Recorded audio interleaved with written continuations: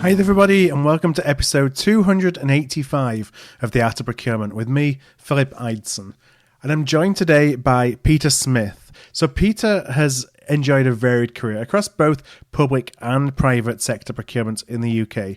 He spent time as a head of procurement and as president of CIPS, the Chartered Institute of Procurement and Supply. And until the end of last year, Peter was the managing editor of Spend Matters Europe, where he spent 8 years building the European site and the business while providing a steady stream of news, insights, and opinions. And Peter calculated that it was over 3 million words that he wrote during those 8 years. On leaving Spend Matters, Peter compiled the best of the best of his stories, experiences, lessons learned, and anecdotes, from those 3 million words that he wrote into a new book. And the new book is called A Procurement Compendium. And so in today's podcast, Peter and I dig deep into some of his most profound insights from a career working as a practitioner, as a consultant, and then a procurement industry observer. Well, I begin by asking Peter, as I always do, if he found procurement or if procurement found him. Procurement found me. I joined Mars Confectionery on the graduate trainee scheme. I worked in the factory. I worked in operational research because my degree was in maths and management sciences. Mm-hmm. And I was then supposed to be heading towards marketing. That was the career path. And they said, you've got to do a year in sales first. So I wasn't out on the road, but I was doing sort of sales support, management work in the office. And after doing this for about 9 months, I got literally tapped on the shoulder by the head of HR, who said, that job in purchasing, applications close end of this week, you better get your CV in. Right. I said, well, I've never even thought about a job in purchasing. And he said, we think you should. So to this day, I don't know whether it was because I was part of the Mars tennis playing circle, and the number 2 in the purchasing division was a team player, and I played with him a few times. We got on well. Mm-hmm. So whether he sort of identified me as a good recruit, or whether it was because I was so awful at the sales job, which is potentially true as well, because part of it was designing sort of sales promotional material, and I have no artistic and design skills at all, so it may have been a good way of getting me out of sales. But anyway, that was it, and I can honestly say within weeks I thought, hey, this is good. Mm-hmm. And I like the combination of the analytical side of procurement with the fact that it wasn't totally analytical. It wasn't like being an accountant or something. You had the human interaction as well. And I've many years later, I still think that's one of the things that makes it a great job and a great profession. Yeah, it's so many kind of origin stories are like that, where we never even knew that procurement existed. Like, what the heck is a buyer? That was my experience when I was told I was going to go into purchasing at Ford, and I never left like you, because you just get the bug and you think this is a little bit more interesting than just sitting on a seat, doing the same repetitive job 24/7. And a good thing about Mars, and interestingly about Mars, was they very much perceived that the 2 most important functions in the business were marketing and purchasing, as it was then called. And I think that was partly because of the importance of the cocoa market in particular, which could make or break your entire year's profit if you got it wrong. I'm not just saying it because I was in purchasing. The 2 highest status jobs, I think, in Mars were marketing and purchasing. Right. So, interesting. Now, the big question is, did you get an unlimited supply of chocolate while you were at Mars? Yes, absolutely. I don't know how you would come out of there alive, if I had that opportunity. Honestly, there were very few fat people at Mars. I think you tended to settle into a pattern. So I would have a bar of something at 10 o'clock every morning, and that would generally be it.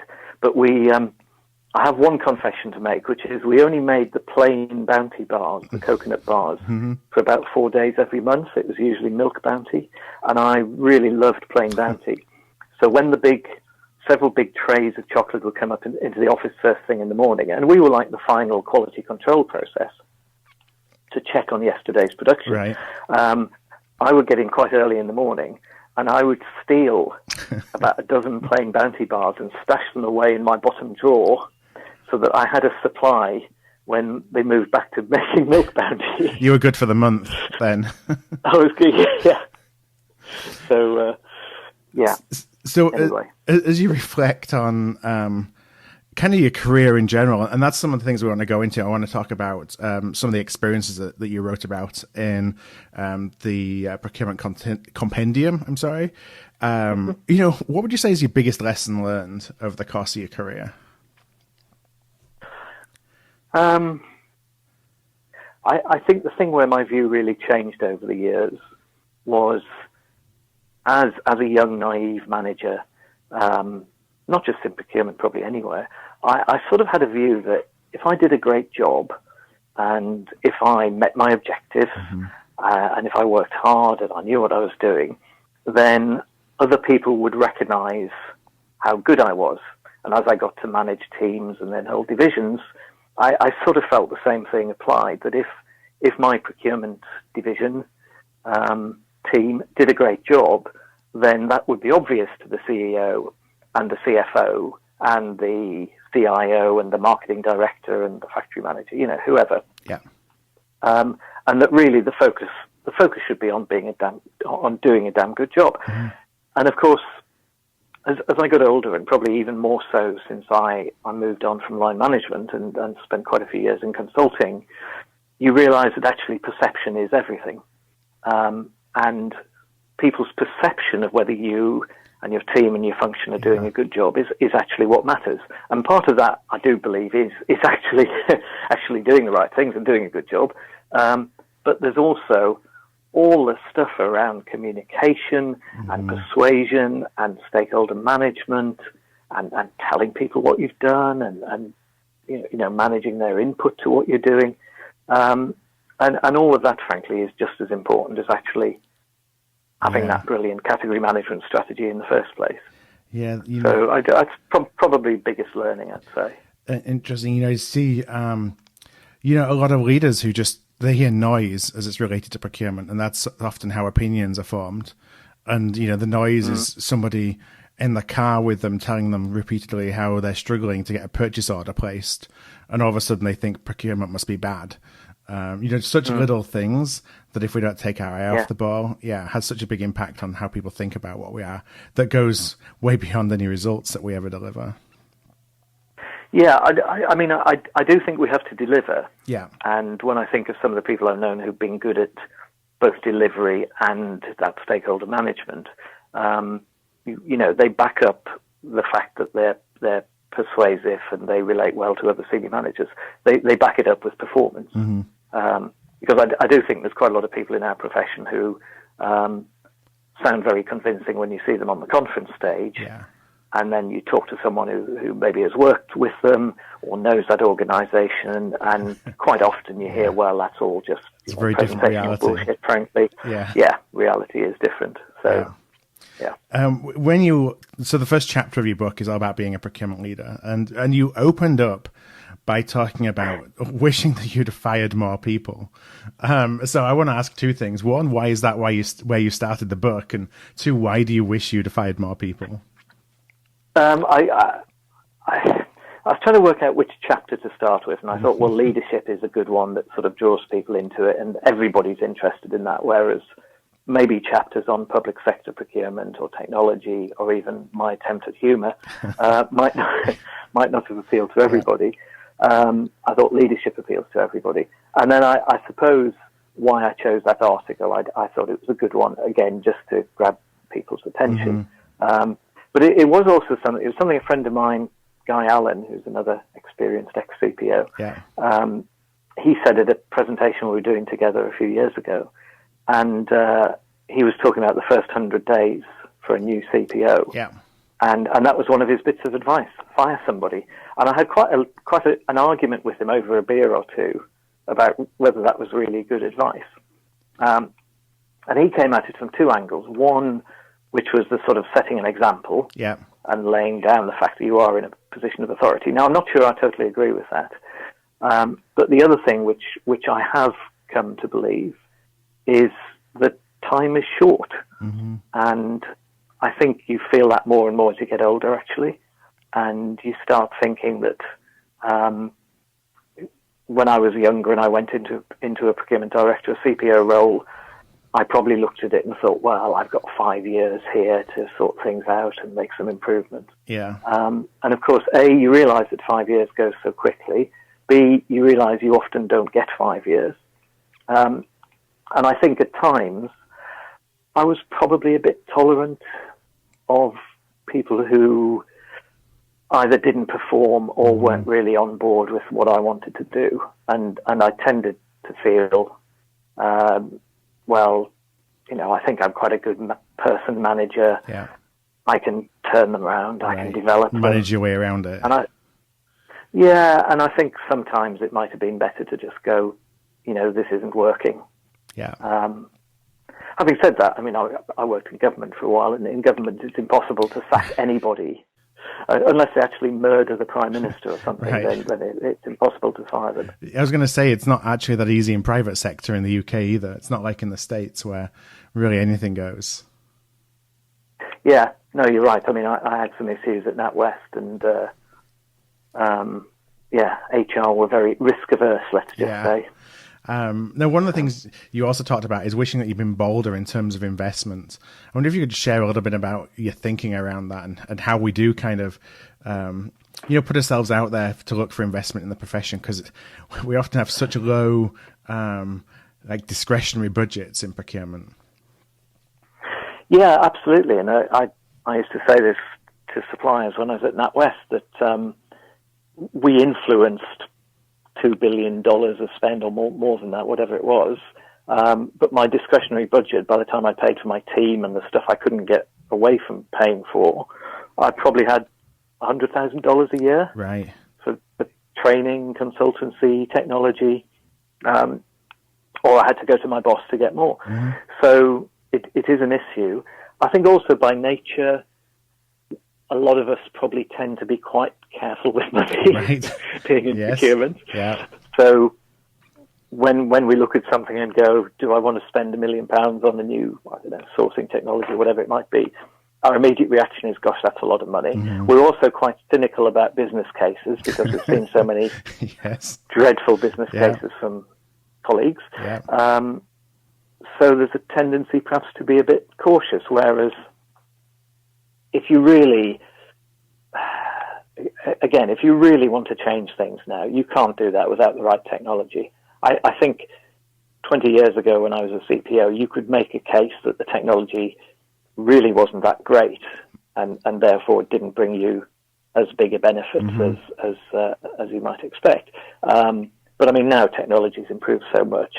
Anybody who's sitting there thinking, well, do I really need spend analysis? Do I really need a decent sourcing platform and so on? Then the answer is yes. So I think we have to be prepared to put ourselves out there a bit more and write realistic business cases, but appreciate that sometimes you do have to invest if you really want to move forwards. Yeah, make the case as opposed to just assuming that this is all I've got to work with. One of the things that I see, I know this from when I was a practitioner because I did exactly the same, and you see it now when you're selling into procurement, is we often will spend, 5 times the cost of doing something on trying to find the information for free, as an example, because we don't necessarily value time in the way that we value, the amount of pounds or dollars in our budget. Yeah. I remember talking to a guy at a conference a couple of years ago. I think it was a European sort of manufacturing-based business. And he was telling me they'd spent 3 years deciding which purchase-to-pay system to choose. And they'd finally chosen one that wouldn't come as a shock to you which one they'd chosen. Mm-hmm. And he said to me, and I think they've probably made the wrong decision. No. And I felt like saying to him, well, if you'd done it in 6 months, at least you would have made the wrong decision a lot faster. You'd have been a little bit further to getting the right decision. Yeah. So we do sometimes overthink it and be too cautious. Yeah. Now, and one of the other things that I just wanted to bring out, and this is something that really resonated with me as well, is wishing that you'd been more sociable with senior peers and colleagues. I think it's easier for us to get into our procurement bubble, and also, check the work at the door when we leave for the night without necessarily thinking about, building broader relationships with folks outside the office even. Yeah. And again, I mean, I'm quite a sociable, reasonably extrovert person by nature. Excuse me. And I used to play a bit of golf and football and all those good things. I'm quite happy to go to the pub. But I tended to do more of that either with my own team, which I think was valuable, or with suppliers, which can also be valuable. And I probably neglected a bit the thing about doing it with your key internal stakeholders. Yeah. And what was interesting, actually, I'm publishing at the moment on a little website my diary from the NatWest takeover, which was exactly 20 years ago. Yeah. So we were taken over by RBS, and I kept a diary for the 6 months or so it was all going on. And I'm sticking that up on a website just because I think it's quite interesting. I'm not sure anybody's reading it, but one of the things reading that back was once we got into the takeover situation and the senior people were sort of thrown together regularly, obviously for meetings about how we were defending the bid and so on, I got on so much better with the CIO, the head of property, HR director, because we had to talk to each other more often, and we would go and have a coffee or a beer. And I remember thinking at the end of it, I had so much better relationships with those people than I'd had 6 months before. And what a shame that was, actually, because we'd had not difficult relationships, but the sort of relationships you tend to in procurement with those key senior stakeholders. It can be a little bit adversarial sometimes. I'm trying to persuade them to do something. And it just made me think I'd really missed a trick, and I should have been taking Jim Mann out for a beer a lot more often than I had been. Yeah, thrown together by circumstance in the end. Yeah, and sometimes it is easier to have that conversation and say, look, one of your guys is being a bit difficult here. I'm not suggesting he's taking backhanders from this supplier, but frankly, how come he doesn't want us to open this up to competition? And to have that conversation sort of off the record over a coffee and get the CIO saying, well, yeah, there is a good reason for that, which maybe you didn't understand, or, okay, let me have a look at that. Yeah. It's easier to do things like that, I think, in a less officey environment sometimes. Yeah, and we tend, on the other side of that, to do it through governance and compliance and, just make enemies by doing it the formal way, at which point, it becomes more of a battle than even if actually it might make sense for them to engage with procurement, you kind of already lost by that point, and then you're just sending signals to the rest of the organization that that's how you're going to act if you don't get your way. Yeah, and it becomes entrenched as a sort of power thing, doesn't it? It's like, procurement's trying to take power from my people, rather than saying, look, this is all about getting the best result for the company, totally. I mean, actually, at an earlier point in my career, after I'd left Mars, I worked for a much smaller food company just for a couple of years, and I was with a colleague. We'd been sent in to run a small business when the MD of that business left suddenly, and the factory burnt down one night. Right. So it was the second biggest herb and spice packing business in the UK, and this factory and warehouse full of dried herbs and spices burnt to the ground. And there's lots of stories about that, but one of the interesting things was just how people pulled together after the fire, because it was an existential threat. We had to find a way of keeping the business going literally till we could rebuild a factory. But senior managers had been at each other's throats and were competing for resources and falling out over who did what. Suddenly, it was a coherent team. And again, you felt, well, it's a bit of a shame that it takes things like fires or takeover bids to get people to actually work together properly. Yeah, at the end of the day, everyone is... I say everyone. Most people all have the same desire in mind, and that's to be successful. That's for the company to be successful. And maybe sometimes we lose sight of that as well, because we get into our own little bubble of what we're here to do versus what they're here to do. Yeah. One of the things you dive into that I just wanted to ask a question on is, you've obviously seen a lot of CPOs in your work, outside of being a practitioner, as being a consultant, being in industry, and you've obviously had the experience yourself as being a CPO. So what makes a top CPO? Is there a bucket list of things? Is there one thing? I'd just love to know, like, what you've seen that consistently kind of, I guess, drives the top CPOs that you come into contact with.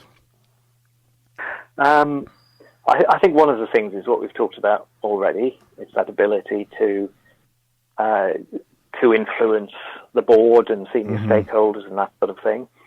I think the ones I've seen who are successful, I think are all good people managers. Yeah. They do build a team that has mutual respect in both directions, and they're people that staff want to work for. So I can think of a couple of people I rate very highly who've moved around a bit, and people follow them. Mm-hmm. They're not so much poaching. It's people when they hear Mr. X is going or Mrs. X is going. Yeah, I want to go there with them. Will say, yeah, well, when you start putting adverts up, I'll be applying. Yeah. And the other thing I increasingly felt seeing some impressive people over the years was certainly if you're in a sort of direct CPO role, in other words, you're not just sitting at group level doing strategic stuff, they tend to be very good, effective project managers or program managers. So if I think about a friend of mine, George Owens, who won the first SIPS European Procurement Professional of the Year award a couple of years ago, George actually started out in life as a project manager rather than in procurement. And he's led really successful sort of transformational change programs in several organizations. And if you go into his office, it's like a military command center. Right. The program management charts on the wall, and everything is planned, and he's very uses technology very well as well. It's not all paper based, but he really plans, and he manages to that. And if you've told George you'll deliver something by a certain date, then if you haven't, that he'll be calling you at 9:30 that morning saying, Peter, you promised me this. It's accountability. So I think, because life is complicated now, and big companies are complicated, and you can't get by just sort of loosely going, oh, we'll do that, and we'll do this, and we'll do a bit of the other. It really has to be thought through and planned. So I think probably over the years, the role of the CPO has become more closely aligned with being a really high-level program director as well. So. Now, for that reason, do you see that the old kind of career path for a CPO, work your way up through categories, maybe do some direct and some indirect, and it's basically you have this ladder of going up to a CPO that is just all the way through procurement. Do you see that that's ended, that more folks are coming into that CPO head of procurement role who actually don't have any procurement experience because they have a lot of the other things that you talked about? I think so. I struggle a little bit with that. I was reading something the other day, maybe on the SIPS website about that. And on the one hand, I think having other experience outside procurement is great and really helps. I didn't have a huge amount, but I'd done a couple of years in this smaller food company doing some weird general management stuff and running a potato packing factory and things like that. And it certainly did help.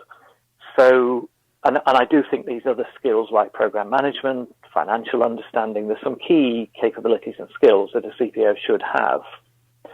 However, I do struggle a bit with the idea of people being parachuted straight in at CPO level, having never worked in procurement. I don't think that would happen with the marketing director. Right, I think that's fair. I don't think it would happen with the CFO.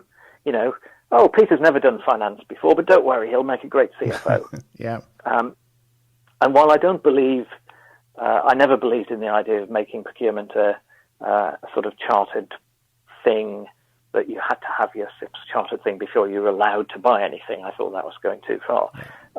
It does feel to me like a CPO should understand some of the nuts and bolts of what their team does.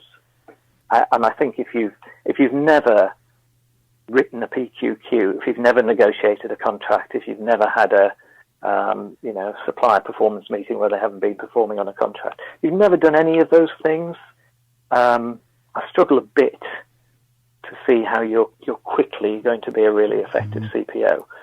So I think my ideal path for CPO these days would be, let's say they make CPO at 40, so they've got 20 years of experience, 10 years in procurement, 10 years doing other things, and maybe part of the other thing being a consultant, maybe doing some procurement-related consulting work, because I do think also I would have been a much better CPO if I'd had some consulting experience before I was a CPO rather than afterwards. So my time in consulting really made me, just made me much more both knowledgeable, but also improved things like my interpersonal skills and my ability to influence and persuade. And I remember thinking when I was doing this, I wish I'd done 3 or 4 years with a consulting firm, maybe in my 30s, and then gone back to being a CPO. We have a lot of assumptions that we make in procurement that's almost, we just take that as being the way that it is, the way procurement is done. It's like it gets passed down from manager to team member, then down to their team members when they become managers, and it kind of just continues and continues and continues. I wonder if there's any assumptions that you see that are really kind of pivotal to the way that we operate, that you start to question and think, do they really make sense when you step back and think about it? I'll give you a couple. I think one of the downsides in what we've done in procurement in the last 20 years, and actually I've finished drafting my next book, which will be coming out next autumn, with published by a large international publishing firm, which is quite exciting.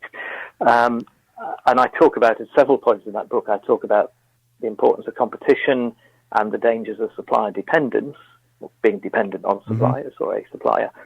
And one of the things is how much we've created dependence over the years in the profession, because we've believed in concepts like aggregation, consolidation, bigger is better, buying power, all those good things.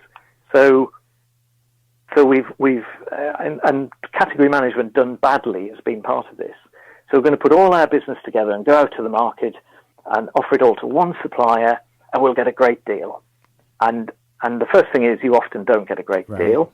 And the second thing is, even if you get a good deal initially, in 2 or 3 years' time, when the supplier realizes you're totally dependent on them and it's almost impossible for you to switch the business because you've moved everybody around the world onto that supplier. You've created a monopoly now. You're locked in. Yeah. That's exactly it. And I've got a chapter where I think I go through 6 different ways through which we've helped to create monopolies and dependence. And the public sector's, if anything, been more guilty of that. I mean, I've been saying this for some years, but certainly in the UK, this trend towards sort of bigger deals, because the politicians, it sounds easy and simple for the politicians. If we just had one photocopier paper contract for all of government, we'd buy copier paper at the lowest possible price. And A, it's not true, and B, you get into all sorts of other problems as you try and move towards it. So I think that's one assumption. I remember an interesting presentation from a guy a couple of years ago, which was another sort of assumption breaker, where everybody was talking about we need really skilled people and we should have more skilled people in the profession and there's not enough. And he said, well, that's not the approach I'm following. What I'm trying to do is use technology and process and training and so on to make the work of procurement actually, how can I put this, to allow us to use people who maybe aren't at the very top of the tree or aren't IQ of 368 to still do a good job in procurement roles. So not to dumb it down, but to have the support, to have the information, to have the technology, that actually you can make use of the skills you have got, rather than going on and on about, the problem is I can only pay my category managers $50,000 a year. If only I could pay $100,000, I could get all these wonderful people. And that was just one of the things that sort of challenged some of my assumptions and made me think a bit differently. I think we make many assumptions, don't we? Coming to that from a football perspective, as we both passionate supporters of not very good football teams, you have like your team, Sunderland, right now, who have a wage budget of millions and millions and millions and millions and millions in the context of the league they play, and then you have an Accrington Stanley, who has a budget of a couple of £1 million. And it's not like in performance or outcomes, there's actually a big difference between those two things. So the leadership and the management and the motivation and all those good stuff. Like my team got relegated last year, and I wrote an article about how a B team that wants to play, who's motivated, is much better than an A team who don't care. So it's around creating the right environment for them to succeed.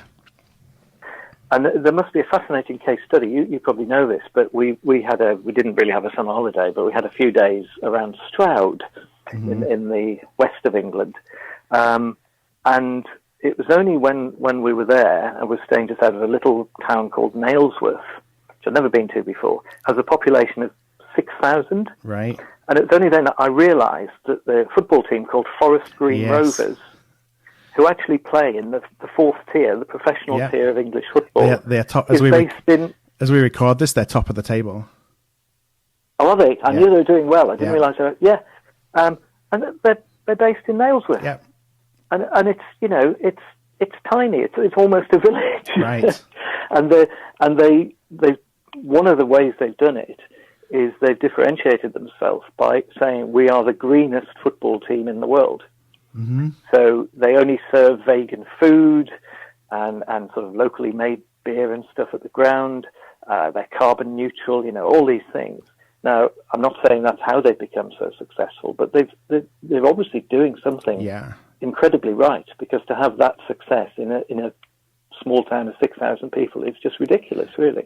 Yeah, earlier in the season they beat my team, Bradford, which is a metropolitan population of 500,000. And they and here they are, like you say, a village of 6,000 basically, but it's obviously about, while they do have a little bit of money coming in, it's not about who can afford to pay the biggest wages. And applying that to the procurement, like you said, people say, well, I can't afford to bring in the best talent. Well, you can help enable them better, more effectively, so that they can be positioned to succeed, as opposed to just lamenting the fact that you've got a smaller budget. Well, and it does annoy me when year after year in things like the Deloitte CPO survey, 70% of CPOs are saying, I don't have the people or the resources to be successful. I've said, well, if you've been saying this for the last X years, that's a reflection on you, I'm afraid. Because there are things you can do. And I would challenge any of them and say, okay, I'll name 20 things you can do to improve your situation in terms of your people and the skills and the team you've got. And okay, if you tell me you're doing all of those and you still don't have the skills, then I'll have some sympathy. Mm-hmm. But are you recruiting people from other parts of your own business who've got some commercial aptitude? Are you using apprenticeships now, which is an interesting route? Are you bringing in a couple of new graduates?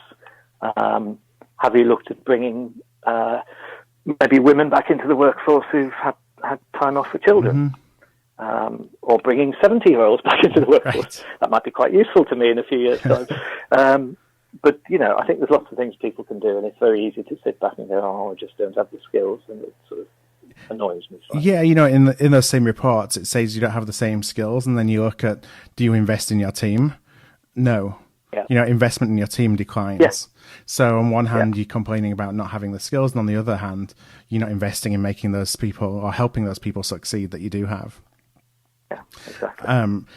One of the questions you posed in the book, kind of a controversial question, is procurement in decline? Is procurement in decline? I don't think it's in decline yet, but I think the risk is that it might have peaked. because some of the things that have caused the growth in procurement or growth in procurement success, I'm talking about this at a conference tomorrow, are things like the growth in outsourcing, the growth in global trade, which has led to greater awareness of risk management. Now, some of those trends arguably have gone as far as they can. Yeah. So I don't think outsourcing is increasing any more. It's probably gone about as far as it can. Global trade has growth in global trade has pretty much halted because of protectionism. So some of the factors that led to procurement growing are reversing. And then I think technology is just a huge factor, of course. And if our stakeholders and budget holders can do much more themselves because of technology, and they don't need procurement, I mean, it's pretty clear already. A lot of the transactional, low-value work has gone already from procurement, and more will go. If technology means you can actually run sourcing exercises very easily and do your own spend analysis without needing to go to procurement to ask questions, there's more that could go. So I think there is a risk. I think there are still some things that somebody needs to do at a corporate level that don't fit naturally with sort of individual budget holders.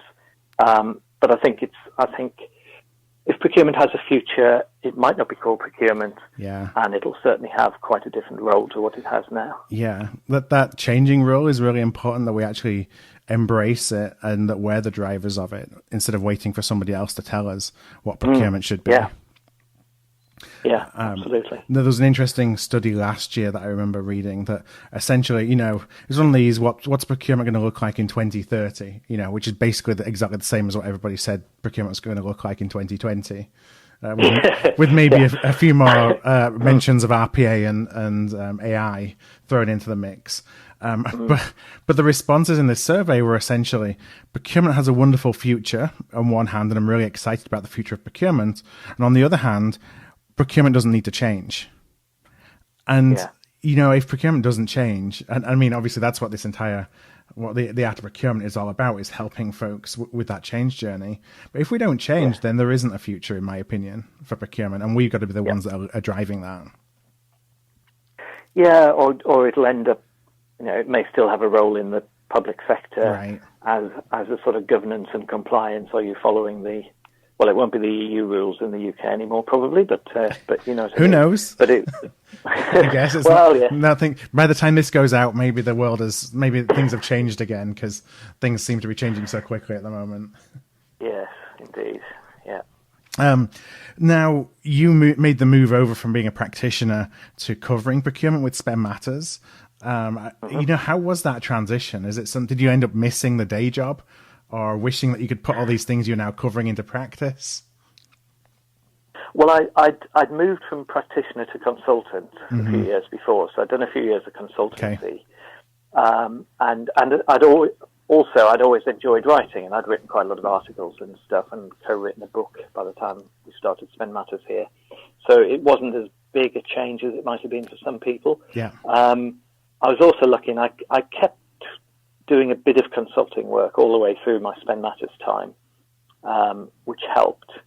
But yeah, I mean, sometimes I have missed the practitioner a bit. I mean, even when I was a consultant, I used to find maybe after a year of doing pure consulting, I quite fancied doing an interim role. So I did several stints of being an interim commercial director or procurement director while I was doing consulting work. What I found, of course, was I would miss the practitioner side and the line management side. I'd go into that interim role, and within about 4 weeks, I'd be saying to myself, I've got to do 50 appraisals by next Thursday. Or, oh my goodness, I've got somebody suing us for unfair dismissal that happened before I came on board, of course. Then you realised why you didn't miss it, really. And after a couple of months of this, I'd be thinking, I'd quite like to go back to some nice strategic consulting advice now. And not have to worry about all these detailed issues. And I guess it was a bit the same with Spend Matters. Sometimes just sort of commenting on things and writing about things and doing some analysis, you could think, well, I'm on the outside now, and I wish I was on the inside actually doing this stuff.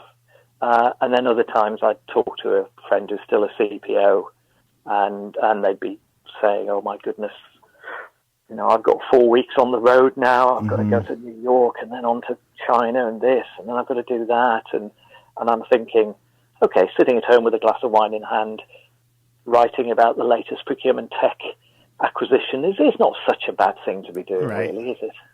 Yeah, sometimes you miss the, I guess the thrill of, being in that environment and meeting your targets and influencing people and all that kind of stuff. But like you say, there's, I think it's really good to be involved in the consulting side. That helps you. One thing that it's really easy to lose, and so why I think consulting is so important, is that empathy and understanding for the challenges that professionals are facing. And oftentimes when you go into the covering, you can lose that really quickly. Yeah, and I think probably for both of us, it's really, I felt it helped that I had been a practitioner for 20 years. So, when I was introducing myself as a Spend Matters person, I'd always say, look, I have nowhere near the technological understanding of a Jason Bush or Pierre Mitchell, and I never will, but I was a CPO and a procurement manager and a buyer. So I do sort of get where you're coming from as a procurement person, I would hope. But yeah, I think you do miss some of there are probably fewer of those occasional real highs where you have done a great negotiation or you signed a contract and it's really good, or internal stakeholders thanked your team for what they're doing. You don't tend to get as much of that in the sort of roles I've done for the last few years. But equally, you don't get as many of the lows, probably. No, that's fair to say. You're not waking up thinking you're about to close down a factory because some widgets aren't going to make it from Taiwan tomorrow morning. Yeah. I mean, my first buying job at Mars, I was, because the factory ran 24 hours a day, I did literally get phone calls at 2 o'clock on a Sunday morning saying, your flour supplier hasn't turned up, sort it out, or the Twix line stops in 4 hours' time. And I would literally have to get on the phone to someone from the flour company and say, what's happened to your lorry at 2 a.m.? Yeah. So that was fun. But and equally, I mean, Spend Matters, one of the nicest things, I remember getting an email from a guy who was a reader and occasionally put comments on the site. And so I just wanted to tell you, I've got a new job. It's a big promotion, and I don't think I would have got it if I hadn't been a reader of Spend Matters for the last couple of years, because it gave me the confidence to talk about issues, to be knowledgeable about what's going on with technology, and it's really helped me get this promotion. So that was gratifying. No, the comments do make up. I mean, it's always thrilling when you realize that, because oftentimes when you're doing like what we're doing at the pod, and it's not to lament this, it's just one of the things of doing what you do, is that there isn't necessarily a feedback loop, other than listenership or the people who are seeing your Google Analytics. So when you do get feedback, it helps you know you're doing the right thing. Yes.